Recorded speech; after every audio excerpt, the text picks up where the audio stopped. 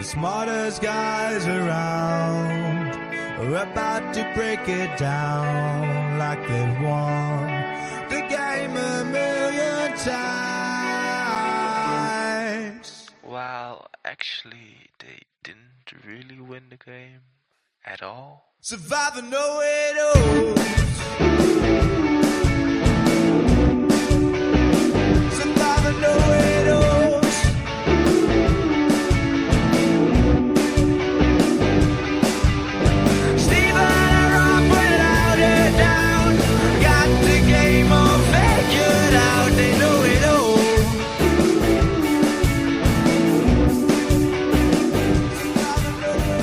Yes, that's right. Rob Cesternino is hobnobbing with the glitterati in glamorous Boston.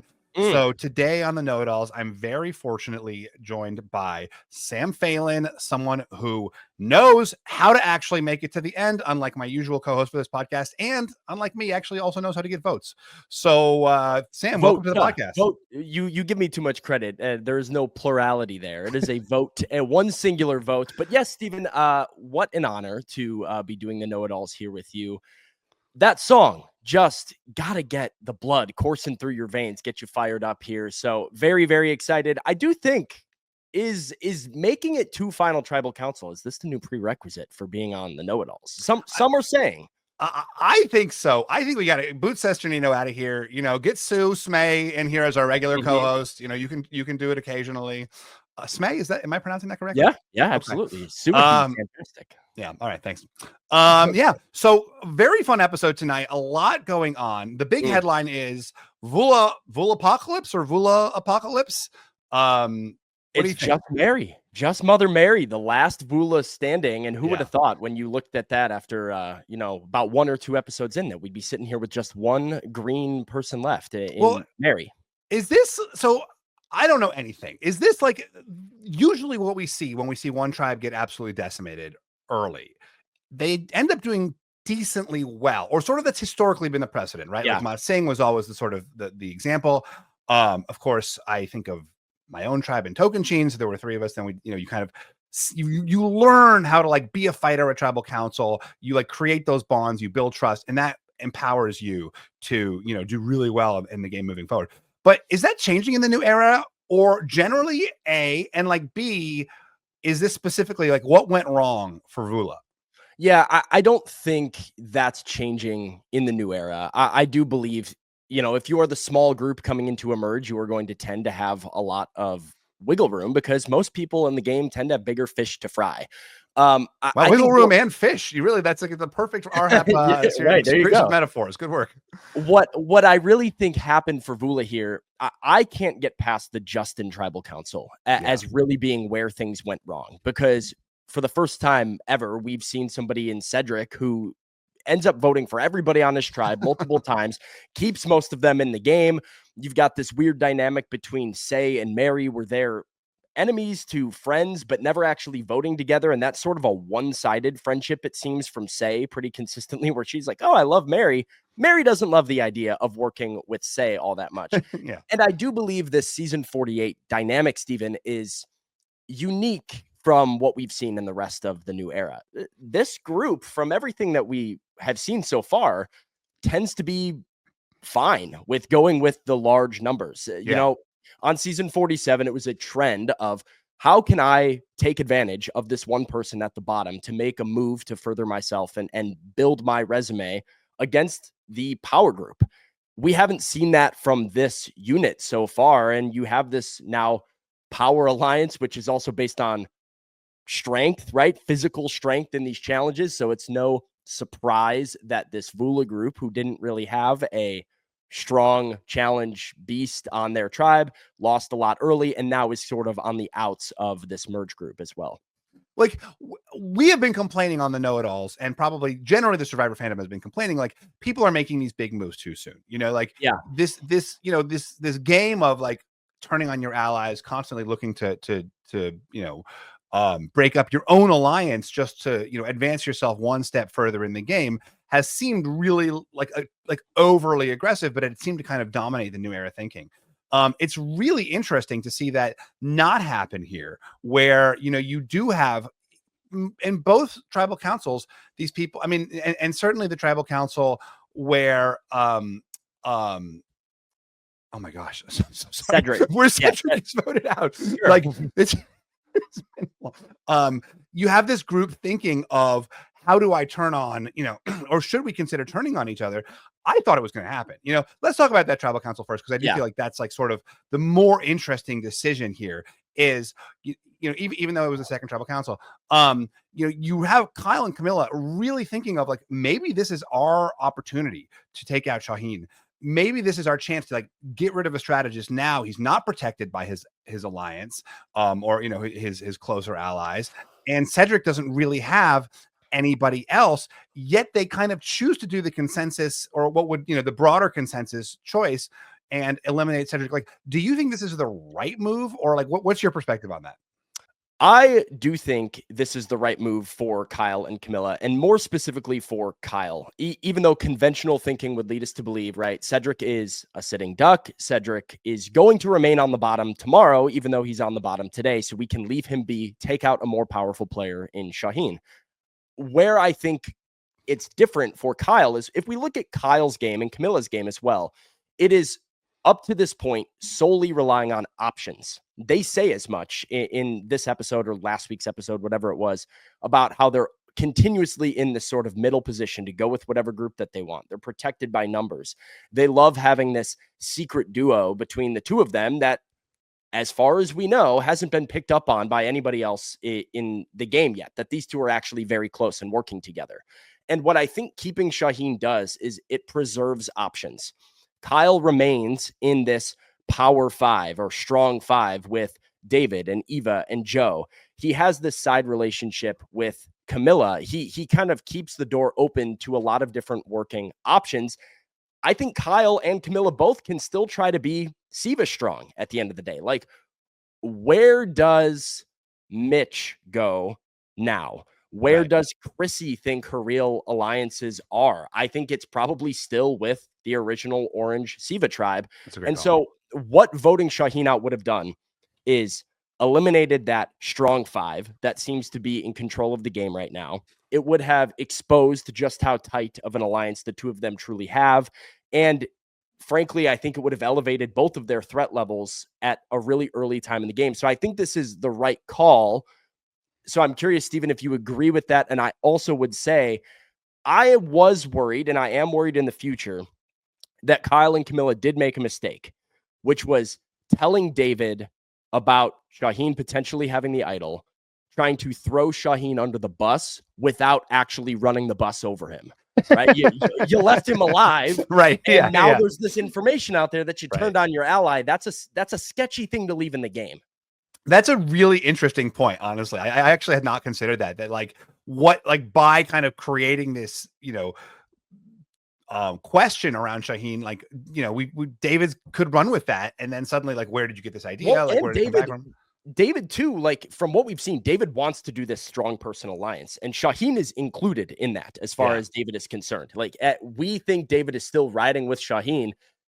I don't, and it's not Kyle telling him this information. It's Kamilla telling him this information. Again, as far as David is concerned, Kamilla might be on the outside throwing under the bus one of the people that is in this strong five. Now, what does he do with that information, and how does it affect Kyle and Kamilla moving forward? Right. And you're right. Like, I mean, we certainly, you know, Kamilla, it would be easy to point a finger at Kamilla after this. It's like, oh, she's throwing your name out. Yeah. You know, she's creating all this dissension. You know, he obviously doesn't know that Kamilla is as tight with his group. So you can certainly see that's a really good point. This kind of boomeranging back and really hurting Camilla's game.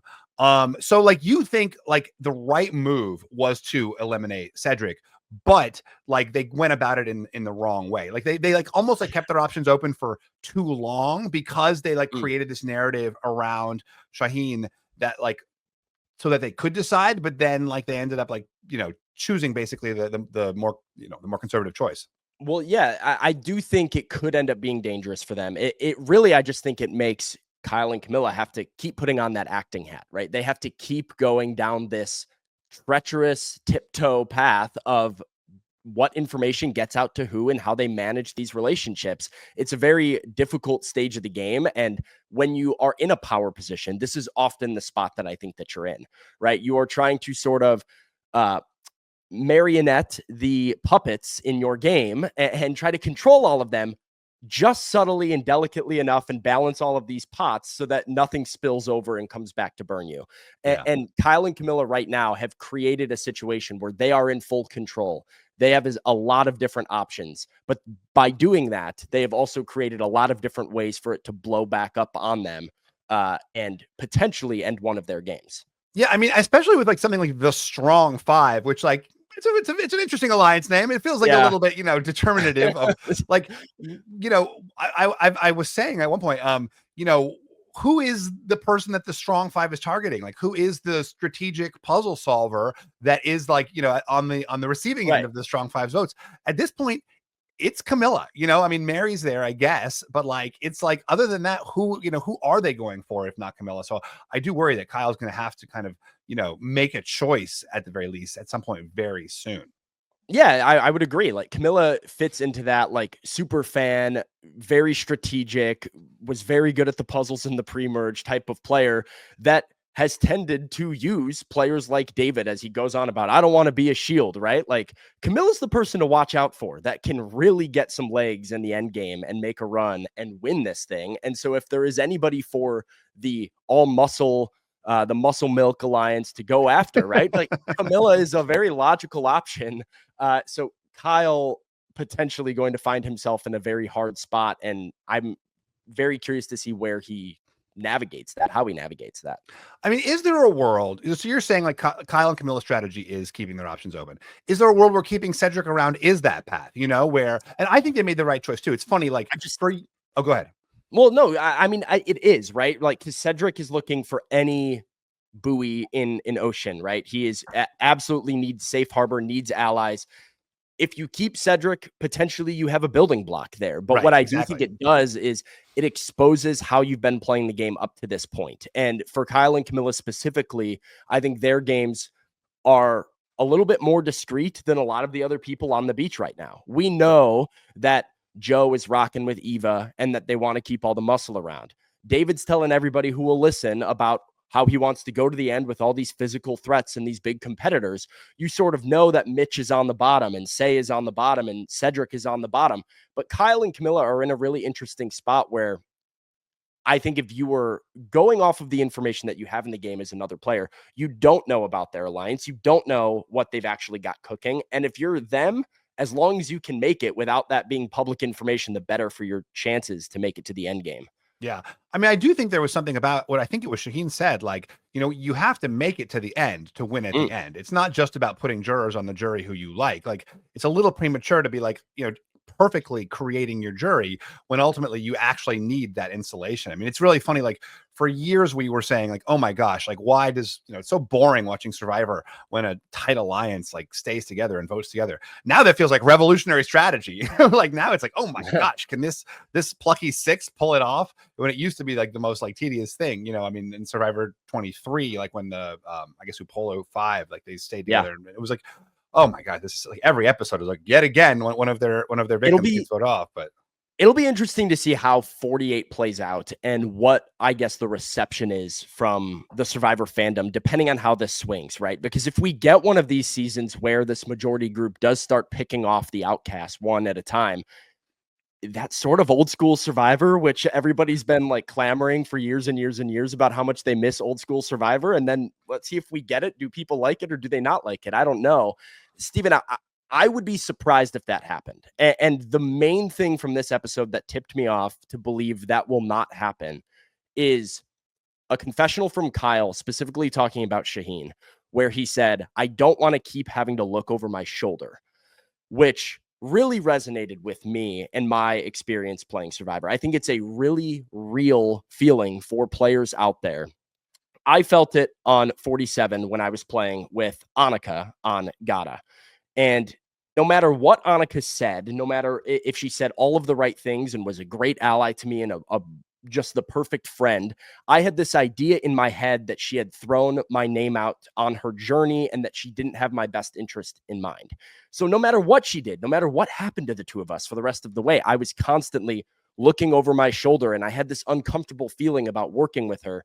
And so when push came to shove and I had a decision to make at a tribal council, Andy, who I felt like I had a good read on at the time of where he stood and where we stood, or Annika, who to me, I was always looking over my shoulder at, I wanted to get rid of that burden. And so while Kyle and Kamilla make the conservative choice here, they send Cedrek home, they keep Shauhin, they keep their options open. That feeling is not going to go away for Kyle. I think he is going to continue to be burdened by this looming feeling that Shauhin is going to pull one over on him at some point. And I think that's going to create a rift that doesn't necessarily allow this group to really make it to the end as they would hope. But you're saying like psychologically, that's probably what's going to happen for Kyle. But is that the right choice? Like, is that like, I mean, when you look at your own experience with Annika, Sure. Was that the right choice? Like, cause like if you had voted out Andy, you know, maybe it's a very different story. You know, your whole storyline is I never had, you know, the numbers to get anything going.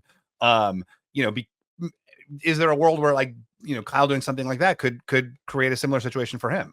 Totally. Yeah. I mean, if you do that and you vote out Shauhin too early, right, you might lose the trust of Joe. You might lose, and Eva by proxy at that point. You might lose the trust of David, right? Now, all of a sudden, the numbers that you once had, the control that you once had on the game, you don't have it anymore. And it can be very difficult to recover from that. So the timing of that for Kyle is going to be very important. You can't wait too long, because I do think Shauhin is very savvy, very strategic, will do anything to win, and probably has a lot of social capital, as we saw in this episode with so many people coming to him wanting to work with him. So you're going to have to make sure that you time that up just right to make sure that you are preserving your place in the game and your place in the power, but also making sure that your own fear doesn't get the better of you. And what I did, my thinking about it was always, you know, what would I regret more? Right. If I got by the person that I was fearing getting got by the entire time, or if I did the move and then it didn't necessarily work out perfectly from there. I'm like, I'd much rather make the move and try to figure it out than looking back and saying, what if? I mean, it was very good drama. But so but looking back now, like, what if? Like, do you think that was the right move for you at the time? I mean, like, yeah, I do. I think, you know, I think my read on Andy was always that Andy would turn on me eventually. But for me, I felt Andy would prioritize keeping me in the game over Sierra in the game. And so if there was going to be a coup against Gata, that I would not be the first person Andy tried to turn against. And so I think that proved to be accurate. Now, I was able to like survive that first initial push against our duo. And from that point, I think Andy and I maintained enough of a relationship that we were able to come back and work together towards the end of the game and sort of flip the game. So I think that was that was a specific relationship with Andy that I had that I don't believe I had with Annika, and I don't feel like would have been able to happen the same way.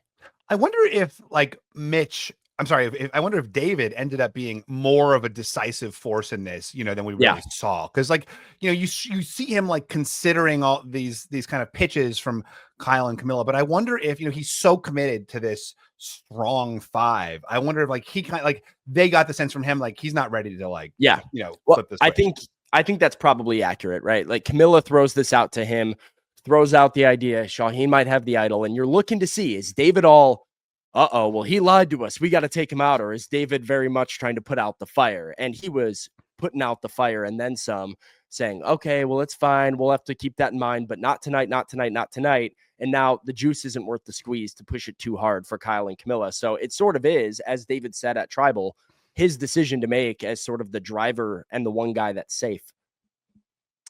Sam, is it painful for you to watch a season where all of these handsome alpha males are joining up together and dominating the game?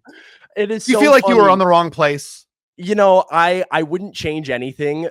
47 worked out just fine for me, and I was very happy with my experience. But there is a little bit of a feeling of being like, I would have fit in really well with that group. You know, I had all, you know, the strategists, the people that were targeting duos and targeting anybody that was a physical threat. And so it became difficult for me to find footing. And I look at even some of like the challenges that they've had so far. I'm like, come on, man. I want to throw sandbags at targets and whatnot and build an all strength alliance. I think I'd be a little bit more like Kyle or Shauhin if I was on the season, because one track minded survivor doesn't exactly go over well with me. I wouldn't be able to do the bro out, do the muscle thing all the way to the end of the game. I would have liked to have my cake and eat it too. Yeah, I mean, I kind of, though, I'm like optimistic. I'm not optimistic for David's chances, like, but for, I mean, I could be wrong about that, but he seems like really uniformly focused on this thing and maybe oblivious to the game that's happening around him. I am kind of optimistic about Joe's chances, and Joe very similar to David, you know, in terms of that focus on like honesty and integrity and strength. And for whatever reason, I get like a real like possible winner upside vibes from Joe. What do you think? Is there? I can see it with Joe. My worry with Joe edit wise would be we've seemed to have gotten a lot of foreshadowing, Steven, about Joe being like, hey, I might not win the $1 million, but I'm a hero. I'm a good guy at the end of the day, right? Like we've gotten that idea of he would tank his game for Eva if it came down to it to make sure that he doesn't betray her. And I believe that. I totally believe that Joe would do that. I think, you know, he said just 1 or 2 weeks ago, right? Like I know a lot of people come out here and like some people win money, whatever it is, but I don't know a lot of people that come away with it and truly help somebody when they're in need. And I think that means a lot to him as well. And I'm worried for Joe later in the game, how much he's going to be willing to step on the gas and win Survivor, right? Is winning Survivor the priority for Joe, or is doing really well and being the best example for his children the priority for Joe? I think it might be the latter. And if it's the latter, I don't know if he's going to fully pull it out. I will say the benefit for Joe, or I guess the upside here that I think you see, is the group of people that he's playing with. I think Joe can play a one-track Survivor game where he's just Mr. Hero, the dad of the year, Mr. America. Everybody loves him. He doesn't turn his back on anybody. He gets to the end and he wins because he's playing with people that respect that style of game, right? Like had I played that way on 47, it never would have gone over well. We had too many people that were all about the layers of Survivor, and you had to show strategic acumen and agency and social game. You had to have it all. If Joe is sitting on a jury that has, you know, David on it, that has Eva on it, that has Kyle on it, you know, there's votes for Joe right there where he can easily win the game. Let's talk about the other tribal council for, like, I guess they were the purple squad, where Say goes home. Say, who, as she notes, has been, you know, had 9 lives, target almost every tribal council that she went to. Certainly was almost eliminated at that Justin tribal council. Was this the right choice here? Because it is actually in many ways a similar question. You know, they have this opportunity to take out Mitch. Mitch does not have the social capital that someone like Shauhin does, but he's amazing in the challenges. He has this fantastic story, and almost because he's a little isolated, you can see him making it deep and then going on a potential run. Whereas go ahead. Well, let's talk about Mitch, because I think that's the question that was sparked for me watching this episode. Outside of, was this the right move, wrong move, right? So much of what we heard about Mitch in this episode was about how big of a threat Mitch is to win the game.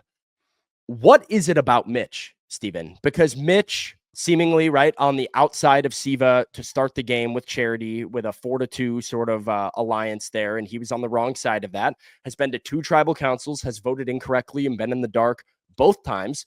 A rootable guy, a lovable guy, has done surprisingly well in these challenges. But on this season, why is Mitch being the guy that is sort of being labeled as big threat, needs to go, and can't get his footing in an alliance because of it?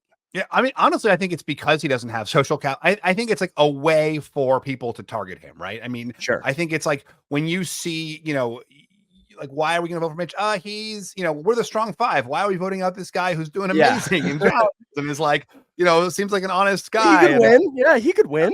We've got to take him out, you know, like we have to. And I do think there's a little bit of that with, like, you know, all of these votes. And I wonder if that was true for your experience, where like you always create a narrative. Oh, she was stirring up chaos. She was lying to everybody, you know. Oh, he's got this great story. We got to get him out. And he does have a great story, but you know, did you notice that to be the case, where like as soon as someone was the target, you just kind of like build a narrative around why they're like the correct target? Almost like certainly. almost ex post facto. You know, like it's not like they're the correct target and therefore you vote for them. It's like you're voting for them and then you come up with the reasons why afterwards.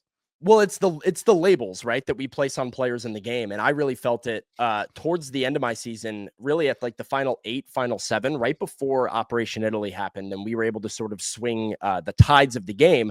Genevieve and I kept looking at each other and hearing about the name of this Power 5 alliance that was calling themselves the underdogs. And we were sort of wondering, how are you the underdogs when you have 2 idols, a block a vote, a 5-2 advantage? We are the underdogs here, right? We are the ones that are climbing uphill to just survive another day. And we were the de facto targets for pretty much everybody in the game at that point. But when you sort of get that label on you as threat for whatever reason, usually because of what you said, right? Somebody doesn't like you. Somebody thinks their game would advance in a more positive way and more positive trajectory if you were out. And so now they throw your name out as somebody who needs to go. And the more traction that catches, the harder it is to just sort of fight against it. And you don't want to fight against it because you're also now going to tribal councils and playing in public settings and forums with other players who are going to be at the jury at the end. So you don't exactly want to go out in public and be like, hey, by the way, I suck at this. I have no chance to win. Don't vote for me, because that'll be, self-fulfilling in its own way. So I felt for Mitch a lot, and I'm not even sure he's aware of this perception of him just yet, that everybody is sort of targeting him. But it can be very frustrating when you're already the one that has no control in the game or is on the wrong side of the numbers, being labeled as the big threat to win the game that everybody wants out. Where do you think like the driving force for this decision came from? Because it seemed like Chrissy was on board with voting for Mitch. It seemed like Star was on board for voting for Mitch. I mean, was it really just, obviously Say was on board for voting for Mitch. Were we just seeing this storyline like to create some drama, or do you really think that Joe and Eva, we certainly saw more of Joe's perspective here. Joe kind of like was the force behind this. Yeah, I think probably what it was for everybody was the jury. Like the fact of not having say on the jury, I think was really attractive to a lot of people. And I think had Joe beaten David in the immunity challenge and this group gone to tribal second, I think Mitch goes home here. Really? So talk me through that. Well, it is very real when you get to the merge and you realize that you've got 2 more votes until the jury phase of the game hits. For us on 47, it was one of the biggest driving factors for voting out Rome at the final 13 is we get to this beach and there is one person who everybody is rubbed the wrong way by, is sort of unpredictable. You don't like living with or spending time with, and you don't really know what they're going to do at any moment. And that is a really dangerous variable to have sitting on the jury. And if you're Joe or Eva on this group, in this group, you have not spent a single day with Say. You have not built a relationship there whatsoever. And you've heard all of this, like how much she will ride, how opinionated she is, how much she will speak out, right? Do you really want her speaking out against you if her allegiance is not to you at the end of the game? I think everybody thinks about that, and it becomes more threatening to have Say as a locked-in jury member than it is to have Mitch in the game right now for this group of people. And if you flop that situation, right, no matter who you vote out now, they're going to the jury regardless. I actually think Say stays, because you don't want to be the one to upset Say, send her out of the game, send her to the jury, when now she's guaranteed to fight against you all the way to the end. Now it is an easier opportunity to get out a player like Mitch, who you think could be sneakier later on to maybe go and win the game. How much of this is just not wanting to live in a jury house with someone, like how much of this is like truly, like you're like thinking like, if I'm voted out, I don't want to be a punter. I mean, we had that on Cambodia. There was someone who rubbed everyone the wrong way. It was very difficult to live with. Her name was Abby. And we all talked about like, gosh, we should get rid of her now, before the jury phase, that way. But then, with that person, it's like, it's so hard to vote that person out because they're not going to win. And like that, there's a lot to say with in Survivor generally, and just like wanting to, especially for someone like me, like wanting to preserve the people in the game who you can beat. when you have like someone like Mitch, like, are you like, you're not thinking, well, I guess that's my question. Like, how much of it is like, I just don't want to like live with that person if I'm voted out? For me, it was never about like, I don't want to live with this person at Ponderosa. I was hoping not to be at Ponderosa, right? And so I was sort of trying to make decisions based off of what would have been better for me at the end of the game. Right. But you also, like, for me, Rome was somebody who I was actually down to keep in the game. As just a shield, right? Similar to like Andy early on, I viewed him as somebody who, like you said, I was like, okay, probably won't win the game. So how do I build my game around this person to have them included in my alliance and with me there at the end?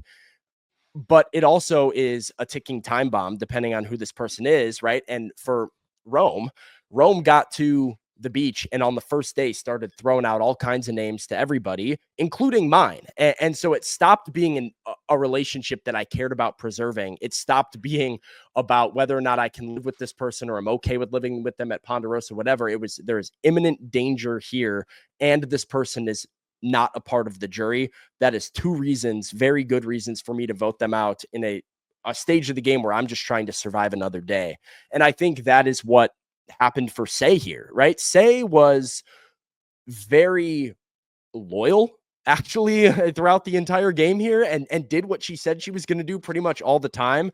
She played pretty aggressively, but I just think this outspoken nature of Say in some of these public settings, her sort of popping off at Cedrek a few times when they got back and doing all of this in front of other players, I think made them not super down to really hitch their wagon to her long term. And it makes her an unpredictable juror if you get to that point. And so when she's going to tribal council in what is, by the way, an unfortunate draw for both her and Cedrek to, kind of worst case scenario for both of them. I think it only makes sense for everybody else to sort of remove that variable from the game and ensure that you make it to the next stage. Do you think if it was a 12-person vote that like Say would have skated by again? I mean, do you think there was like that like there is like for 2 reasons, like A, like you're like, she's not a threat. Like, let's go with someone who we feel more threatened by. And B, because she's the obvious choice, it's like you almost are like incentivized to find a different choice. Like, do you think she would have like lasted? You do think she would have lasted? Yeah, I think she would have lasted. I think, you give everybody in this game every target on the board as being on the board. And I think people start to get a lot of ideas. It was just a really, like I said, bad draw for Say. I thought the one thing that I thought was going to happen that I think should have happened, and you were going to ask, right, was it a good move to do Say?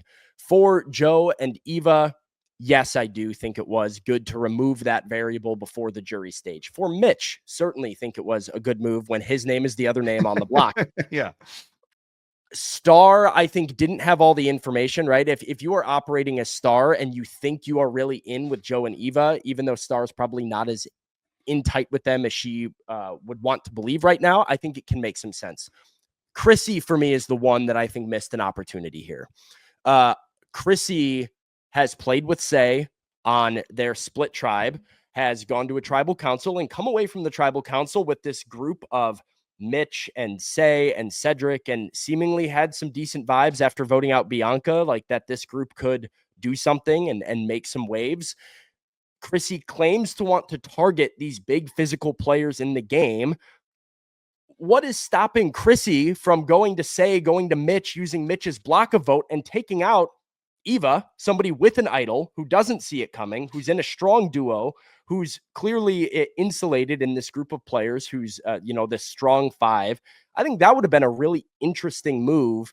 So I think maybe Chrissy is the one that missed an opportunity, but everybody else, probably it just made too much sense to get rid of the variable. But I would think, like, to your point earlier, I would think that Chrissy's point of view is like her best alliance right now is that Seaver group. We haven't seen too much of Chrissy's, kind of like plotting out her own future, but for her to turn on Mitch suddenly, like that Siva 5 is done. No, not turn on Mitch. Use Mitch. I'm saying Mitch, Say, and Chrissy vote together against the 3 Loggies. And Eva. Yeah.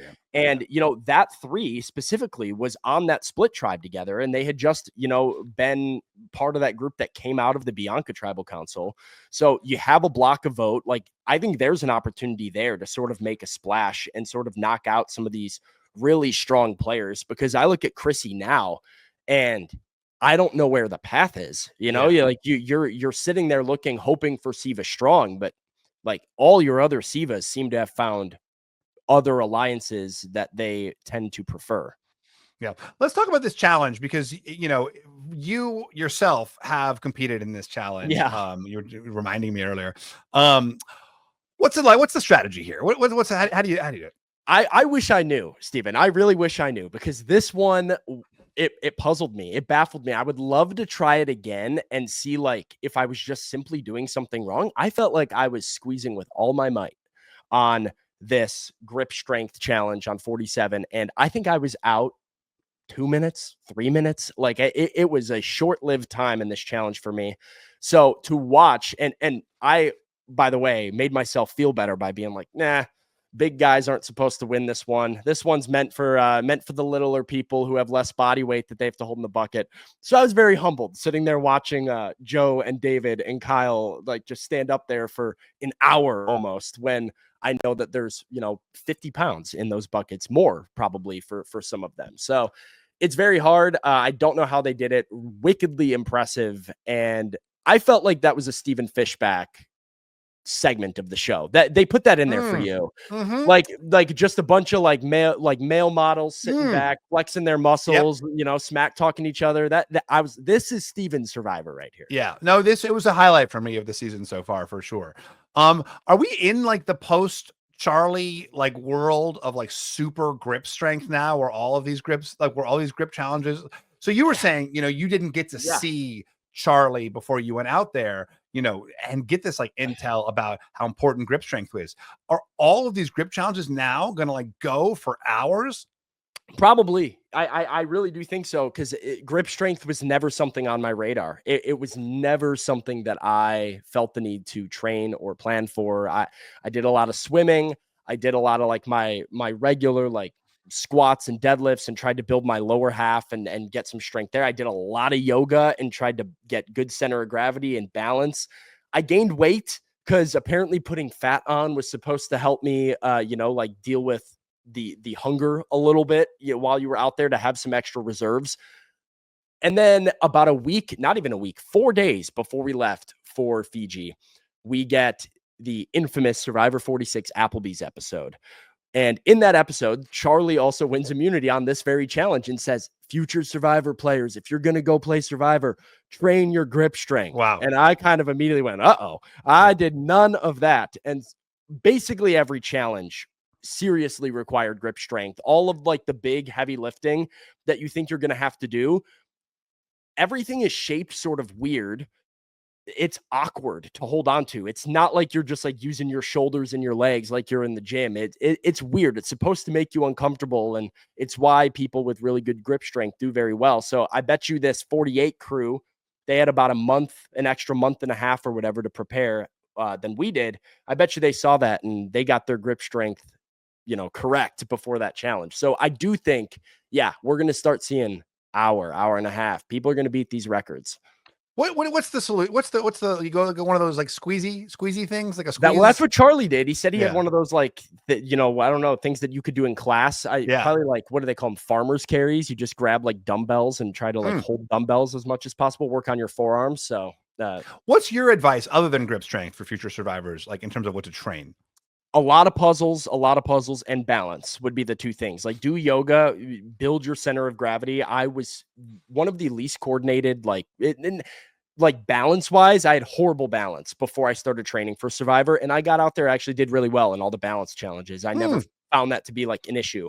So train your balance. You don't need to swim at all. Like, I don't really know. Don't need to swim. You really don't need to swim. I was really worried about like getting into a swimming challenge where I wasn't going to be prepared. And I think maximum we swam like 100 yards. You have to be comfortable in the water, because there are some people who are just like not comfortable in the water, and you do see that from time to time. But like, you don't need to know how to swim. No, weightlifting, swimming, not as necessary. Extra grip strength, good at puzzles, good at balance, and especially when you get to the individual period of the game. I mean, like, it's all stand on this platform and balance while you hold something above your head, and it's all about like how cool and composed you can remain. It's not about how fit you are. Yeah. Losers who win challenges. It's not about your fitness. Steven, how many did you win? Yeah, you've won how many? Couple, right? I won one immunity challenge One of and I my think favorites, by the the way. rewards. A very memorable immunity win for you, memorizing the numbers. Literally memorable. Yeah. That was good. No, that was good. It was funny. Like I walked into that challenge and I was like, oh, I'm gonna win this. You know, like I didn't like think to myself, Love that. maybe I'll win this. Like it speaks to my skill set. I walked in, I'm like, no, I'm going to win this. And so like the whole time I was like way behind.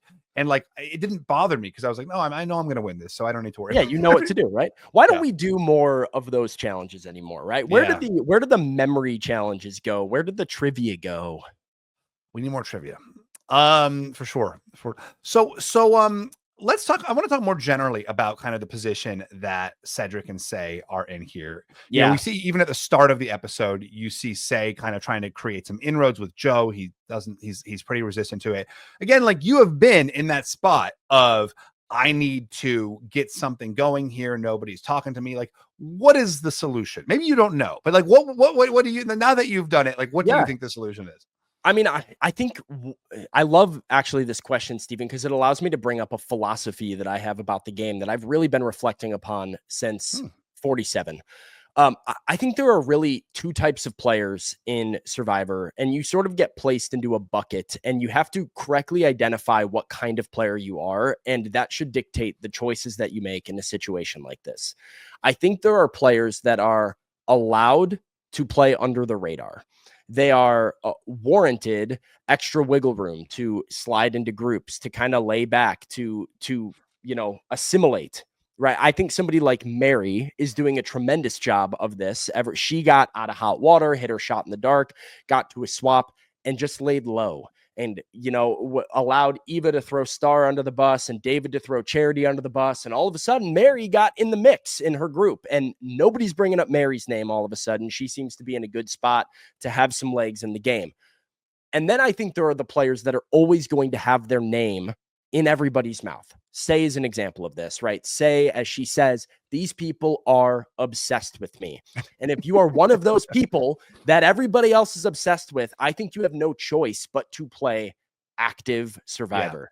Yeah. And what I found was that when I got to the merge and I was sort of trying to blend in with all these groups and it was going fine. And then Sierra gets voted out and I'm on the bottom. And I tried to play under the radar. I tried my first move to be like, all right, I'm going to smile and nod and say all the right things. And people are going to forget about me. And then once they forget about me, then I'm going to strike. Right. And it didn't happen. That day, everybody kept bringing up my name. Nobody was forgetting about me. Nobody was talking to me. And I sort of had this moment of clarity where I realized nobody is going to let you just float under the radar and make it towards the end of this game. You have to go play active. And that is why I blew up the Sol vote and just started trying to take the game in my hands and tried to throw Gabe under the bus at the next one and did as much as possible to get targets over me to make them go home. Right. And I think that's probably what Say needed to do here is as somebody who is never going to be afforded the ability to just stay under the radar, instead of going with the safe move of hope that they want to vote Mitch instead of me, you need to play active, spread a lie, tell somebody that, somebody said something about them. Go tell Joe that Mitch wants to get rid of Eva. See what happens then, right? Like Joe and all of a sudden, Joe and Eva, they don't take kindly to that stuff. Mitch is on the hot seat, or tell him that Chrissy is, spreading a lie. Play a little bit more active. I think that's the position that you have to realize, right? Is look in the mirror, figure out, am I somebody everybody's talking about, or am I somebody people are forgetting about right now? And you have to play accordingly.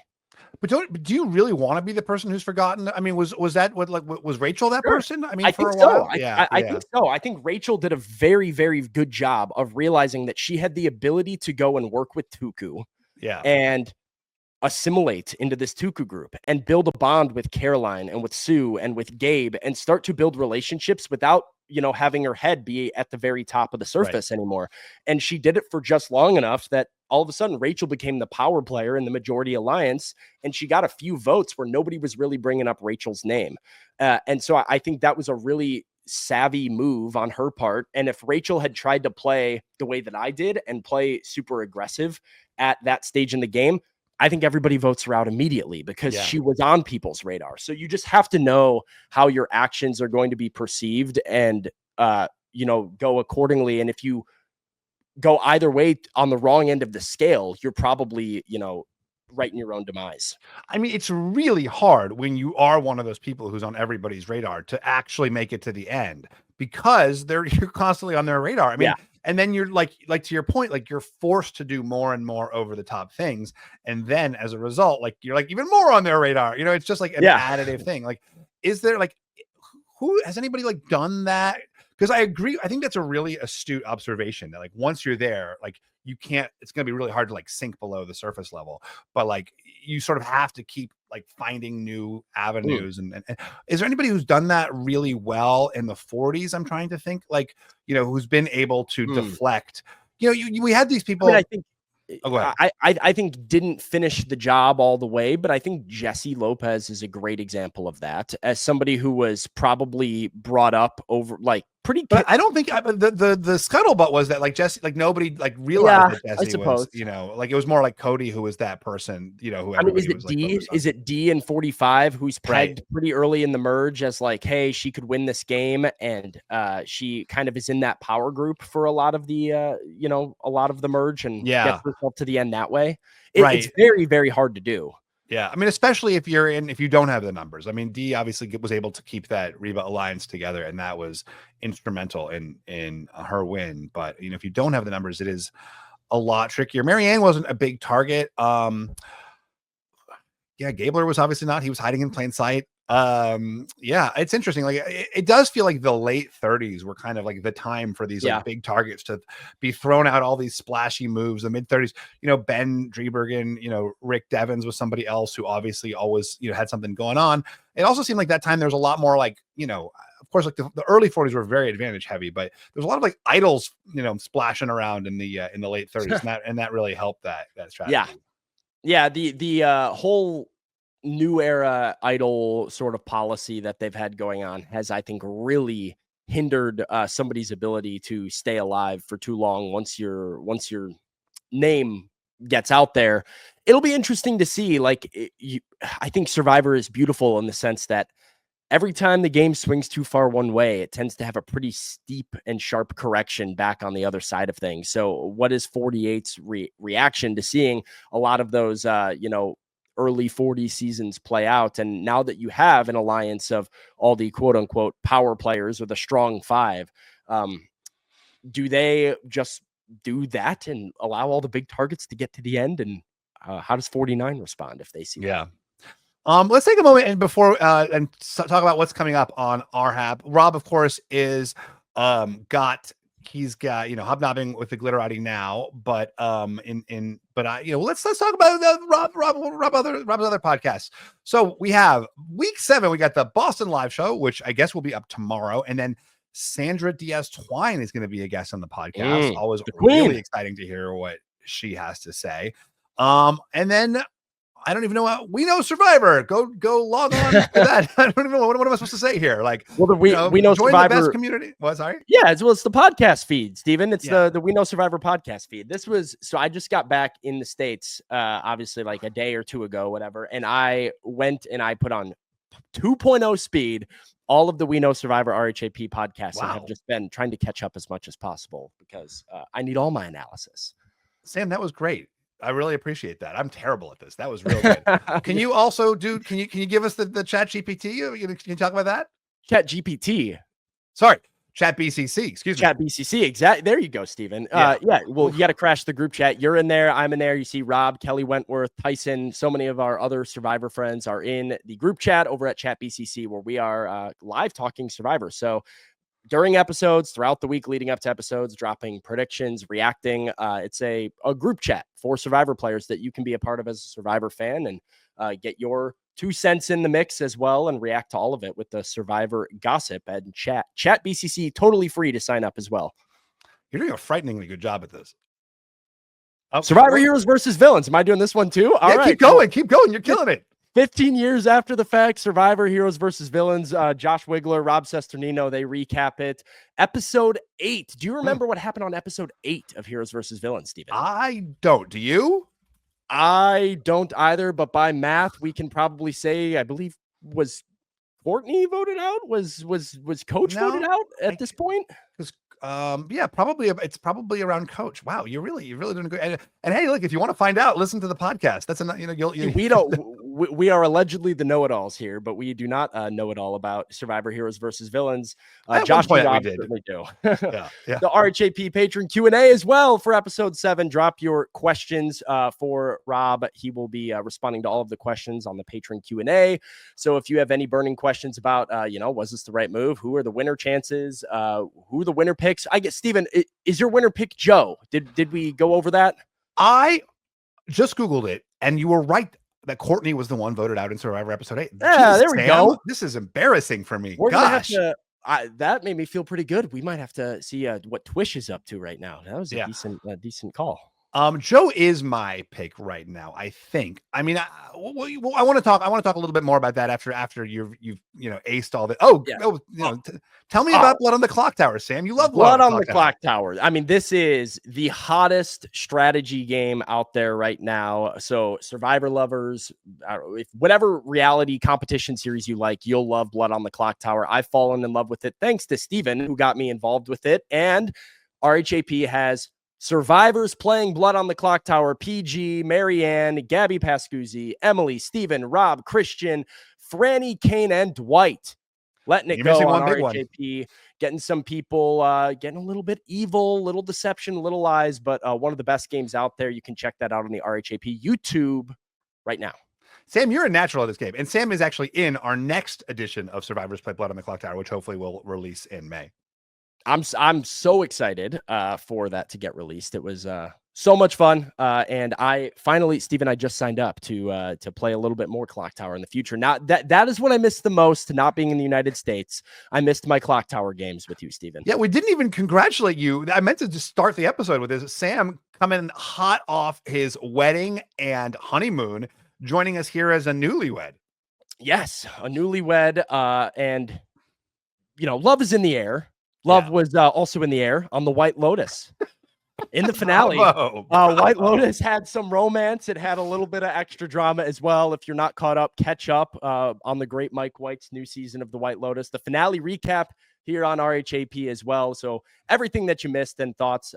Who hosts the White Lotus recap, Steven? I'm not sure about that one. Well, tune in to find out. You can check that out. It's Josh and Rob on the White Lotus finale recap. All right. Well, that was really spectacular, Sam. You're costing me my gig here. I don't love this. Can we edit out that whole segment and then I'll redo it? Cut it. Yeah. So Sam, let's talk about the real question that everybody has tonight, which is the Fishy Award. Can we play? Do we have it? Can we do the music again? Okay, wait. Actually, do we have music? We can do that. You might have missed this in your absence, but there's a new Fishy theme song. I saw on Twitter, believe it or not, Twitter was buzzing about the Fishy music. So I can't wait. This would be the first. Should we get a Fishy song? I would love that. Oh my gosh. That's all I want is like a theme song. Many moons ago, a great and wise wizard named Stephen Fishbach created an award that would serve as a symbol of survivor greatness. And it was known as the Fishy. Well, it's time to see who passed the test. Who's Stephen Fishbach thinks the survivor the best. If you don't get it down, get busy. It's time to award the Fishy.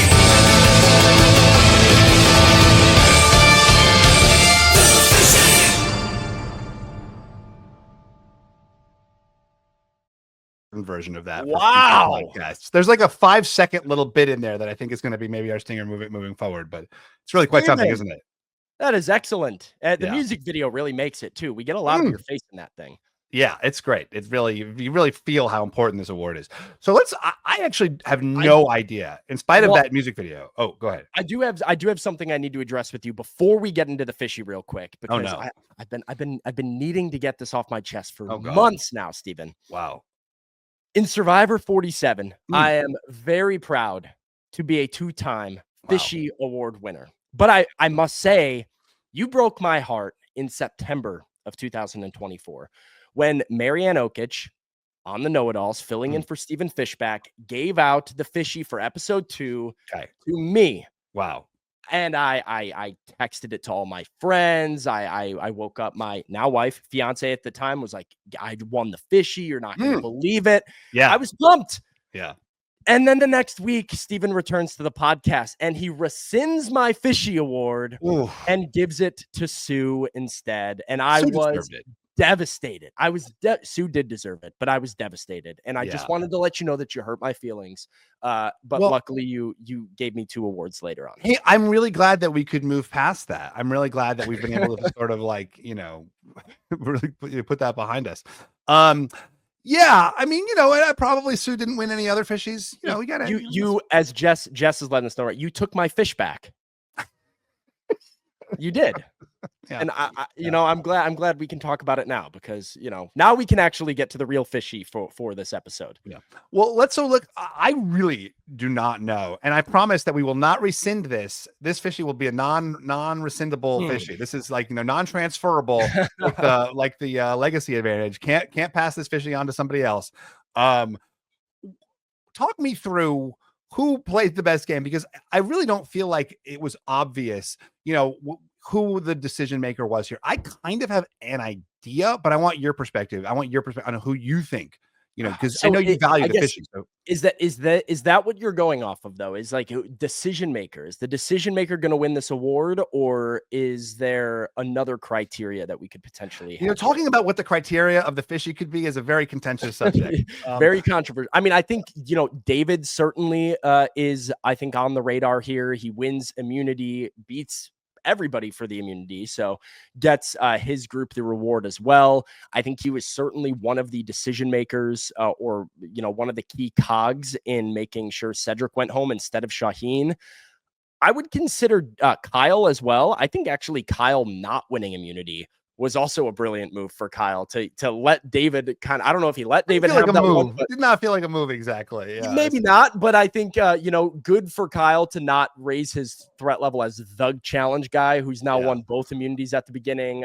He certainly seems to have many different options with Kamilla and the ways that they could go.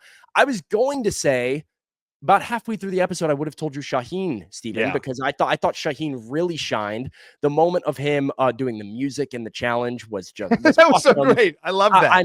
I'm really, really enjoying Shauhin, and I think he's a very good player who seems to have a lot of social capital. But I would say 2 of the players that came to Shauhin wanting to work with Shauhin went out in this week's episode. It's a great point. Cedrek and Say. So can we really go Shauhin there? I'm not sure. What do you think? I mean, my inclination, and then looking at the other tribe, we don't really have a sense of who was pushing the Say vote. So typically the Fishy is like for the strategic move of the episode, which often does come down to who has the most agency in the vote. Not exclusively the case. Something like the Say vote, we didn't really get to see who was pushing Say so much. It seemed like kind of a consensus decision that was, as you were saying, kind of like a holdover just from the very fact that she's been the target so often. So I would look more at that Cedrek vote. And I'm kind of thinking David too, because I kind of think he was the one, and this is so speculative, who really sort of pushed to keep the strong 5 together. Well, I think he probably was the one who, felt like it was too soon to turn on Shauhin. To your point, you thought for both Kyle and Kamilla, and certainly for Kamilla, they had an error. It was an error, right? Like an unforced error. Is that a sports term that makes sense? I don't know. Yeah. Unforced error for sure. I don't know. I mean, it wasn't forced. Nobody forced them to do it. Is that what it means? Yes, totally. I mean, I totally hear that. I think, I think it was sort of presented in the show as like a Kyle and Kamilla decision. What are Kyle and Kamilla going to do? Right. But they cannot make that move without David. David is the linchpin that they need to turn on Shauhin. He didn't seem to warm up to it. So I think, David got his way. He got immunity. He got the merge tribe named after milk. A lot of things came up David in this episode. Yeah, we didn't even talk. That's great. So Fishy for David for all of those reasons. We didn't even talk about that. How do you feel about the merge tribe being named Milk? I like it. Why not? I liked your take that you had in chat BCC that they should have just named it Milk. Like reason to much stronger with it. Now I did see Mary on Twitter, I believe, said that they made it in Chinese intentionally in order to try and have there be Chinese subtitles for her parents to watch. So there was a purpose behind it, which was very nice. But yeah, I would have loved it if they were just the Milk tribe. That would have been pretty blunt. So great. So great. It is funny that like production does. On Token Chains, I feel like production did not tell us what to do, but I do think I remember on Cambodia they had more of a heavy hand in kind of like letting us know what would be acceptable. We had a few of our tribe names blocked. Oh, give us the juice. Oh man, I wish I could remember some of them. One of them was, I know it started with a Q. Was it Q? Was it the Q tribe? It was not. No, there might be a tribe coming up that's the Q tribe. We'll see. Gabe had a name that started with a Q that he would. Oh, it was not a Q. I remember it. It was OSQ. He called it Osk. Okay. And he really wanted that. I thought it was cool and unique. It meant something that we weren't allowed to name the tribe, so it got blocked. And then Andy had another one. He tried to pull a little bit of like a Malcolm and like told us that it was something whatever, and it actually was just a practical joke Andy was trying to play on us. So production blocked both of them. They don't like the joke names anymore. They're not going for the joke names. Both of them were joke names. Andy and Gabe were trying to pull one over on the tribe, telling us it meant something that it didn't actually mean. And so then production just said we weren't allowed to name it that for no specific reason, and we ended up finding out later that thankfully we didn't name our tribe something dumb like milk. What was the name? What did you guys come up with? Right. Gabe's was Osk. No, but what was your final tribe name? Oh, Beka. Beka, which is bat in Fijian, which is we had like our tribe was Gata, which was snake in Fijian, and then our merge logo was a bat. So it was just the easiest one to do. Beka. Yeah. That's nice. Kind of boring. I wish we would have done something different. It's hard. What were your merge tribes, Steven? Well, in Token Chains, we were Forza, which was apparently like an actually like it was not the actual, we were in Brazil and coach had said like we want the name for force or something, but it's like Força, in Portuguese. He went with the Spanish name. So it was I was pushing for Dingus, but nobody that I feel like, it wasn't like they shut it down. I just couldn't get the traction behind it. And Cambodia, we were I think the word was Orkun. Which was like meant thank you. So that was a nice one. Thank you, because it was like supposed to be like a thank you to the fans for voting us in. All right. There you go. Yeah. So let's talk about your overall impressions. We've gotten your kind of like very local thoughts about this episode. What's your take on the season? Who's winning? Who's losing? I think it was a very, very exciting pre-merge, which unfortunately also means we lose a lot of really fun people. I was obsessed with Thomas. Very sad to see him go as early as we did. I think that was a sentiment from a lot of people. So Thomas going that early, I do think Justin was somebody who really could have gotten some legs in the game had he got out of that sort of wacky situation on Vula. Very fun, exciting pre-merge. I mean, it's not a historic tribal council with a shot in the dark hit, a successful idle play on a swap, a lot of things to really enjoy. I would say right now I am optimistic, but nervous, Steven. I am somebody who likes to see a constant power shift, and I am hoping that we get some of these other characters a little bit more power and control moving forward. I need to see more of Mary. I think the rising star, pun intended, of the last few weeks has been Star. I love Star. Star is great television. She just lights up the screen. It really great is. Television. And actually, I think a much more savvy player than she probably got credit for early on. I would love to see Star get some traction and make a real run at this. So I'm hoping that we see some of these dynamics shift a little bit. But as of right now, I'm kind of feeling like it's going to be just like the big, strong people at the end, and one of them probably winning. So we'll see. Which one do you think is likely? So, like if you had to put all your chips on one person right now? I think there's a very clear three for me. I think there's a clear tier of three, like top tier, three players that can win. I think my number one pick right now would be Shauhin. Or maybe it's Kyle, Kamilla, Shauhin are the top three. The only reason I have Kamilla a little bit lower than the two guys is there is something about this season that I feel like it's going to be one of those strong dudes that win it. We've just seen so much of that narrative throughout the first, however many episodes, 7 episodes here, that I think there is going to be something to that big, strong people at the end get votes from all the big, strong people that are sitting on the jury, because that's the type of gameplay that they value. But I think Kyle, I think Shauhin, people who are in that majority alliance, but I think have a little bit of two-facedness and ability to play a well-rounded game, are where I'm currently leaning. I don't see it as much with David. I don't see a winner story, I think, with Eva. And then I have some red flags about the edit that we've seen from Joe, but I do think there is upside from Joe. I'm not out on like Mary, Star, even Mitch. I could see making a push here to win it. I just think we need to sort of see that wake up episode for those three if it's going to happen. We've seen very little. Like Mary, certainly, you know, in terms of the content that we've had versus the impact on all of our hearts is, you know, very, very high ratio there. I mean, since the merge, right? So there needs to be some sort of, I think if we're going to have legitimate winner stock in any of those three, I think we're going to start to see, we need to start to see more like big strategic wake ups and like game-changing moves from those three moving forward. Another thing we didn't talk about, which I know we're probably running on time here, so I don't want to have you go too long. Chrissy, did she make her bed at that tribal council? What do you mean? My ears perked up, Steven, listening to Chrissy talk at tribal council, knowing the people that she was with, knowing that she's sitting there with Eva and with Joe and these people who say we want to play the loyal, strong game. And she's been with this group of people to loudly say, I want all of these strong guys out of the game and all of these big physical players. I want to take them out, and I'm going to lie to them very soon. Not yet, but very soon.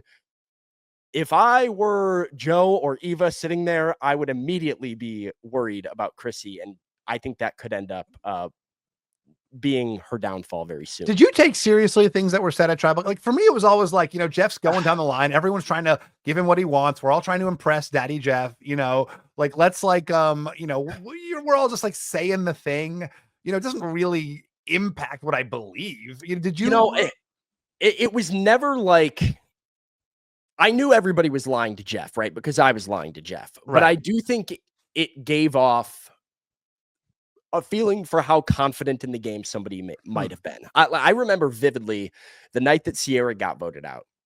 We sort of had this plan going to vote out Gabe. That was what Gada thought was happening. Me, Rachel, Sierra, we all went to tribal council thinking Gabe was going home. We thought that there was sort of going to be a few people putting a vote on Caroline just in case, because we thought Lava was with us hard. And when we got to tribal council, the way that Gabe was speaking was, this man was more confident than ever before that this vote was about to change the game.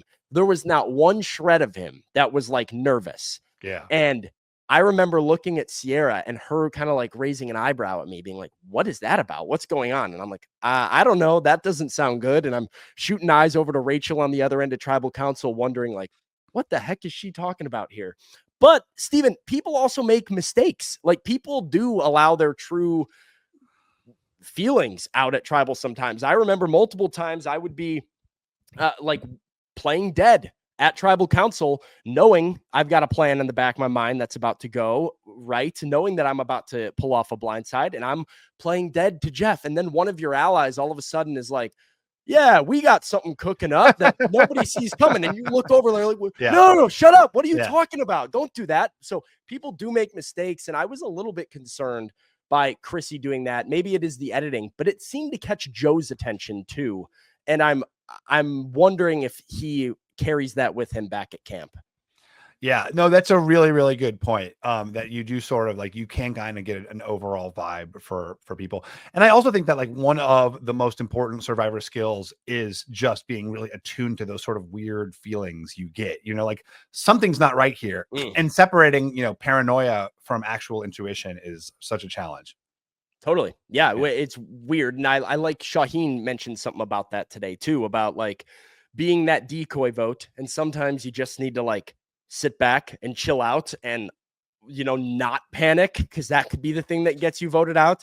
Very difficult thing to do. I liked watching Shauhin during tribal council because I could feel his heart like beating out of his chest throughout that whole thing. And then especially once his name turns up first, I know he's just sitting there like, praying he's not the fool, but sometimes that restraint is just as good of a move as being able to pull off like a big blindside is. Yeah, that's a great point. And I actually noticed that even before Tribal, when they were at camp, there was a bunch of shots of Shauhin just like sort of sitting there, like being there. And that is like so hard when you're like, I want to run around. I want to get this person and this person, this person. And you know that it's going to just blow up in your face. So just like, I honestly thought about like, would Shauhin deserve the Fishy for that? Because for like his self-control of doing nothing. Yeah, I thought he had a great episode. I really think this showed the chops of Shauhin as a player, and not necessarily in like the cut and dry, normal strategic ways that you would think, right? He didn't execute a major blindside. He didn't, really even necessarily get his way all the way, where like he didn't cook up this plan. It was sort of a consensus, but there is some nerve that it takes of a good survivor player to sit there in the gun with your name on the chopping block when you know it's turning up and you feel like people are lying to you and people are being weird, and people were being weird about Shauhin all day that day. His name was getting tossed around.